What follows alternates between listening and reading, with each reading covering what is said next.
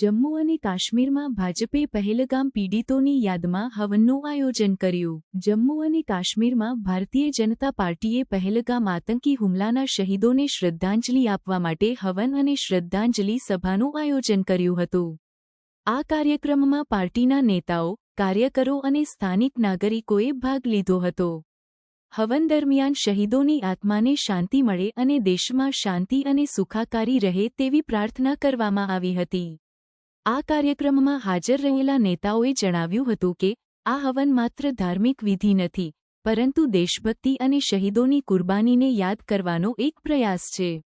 તેમણે ઉમેર્યું હતું કે આ પ્રકારના કાર્યક્રમો દ્વારા સમાજમાં એકતા અને શાંતિનો સંદેશ પહોંચે છે। હવન બાદ શ્રદ્ધાંજલિ સભા યોજાઈ હતી, જેમાં શહીદોના પરિવારજનો અને સ્થાનિક નાગરિકોએ ભાગ લીધો હતો। સભામાં શહીદોની યાદમાં મૌન પાળવામાં આવ્યું અને તેમના બલિદાનને યાદ કરીને ભાવુક ક્ષણો સર્જાઈ હતી।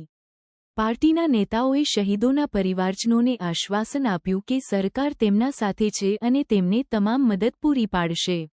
આ કાર્યક્રમ દ્વારા જમ્મુ અને કાશ્મીર ભાજપે શહીદોને શ્રદ્ધાંજલિ આપી અને આતંકવાદના વિરોધમાં એકતા દર્શાવી। તેમણે જણાવ્યું હતું કે દેશના દરેક નાગરિકે આતંકવાદ સામે એકસાથે ઊભા રહેવું જોઈએ અને શહીદોના બલિદાનને વ્યર્થ ન જવા દેવું જોઈએ।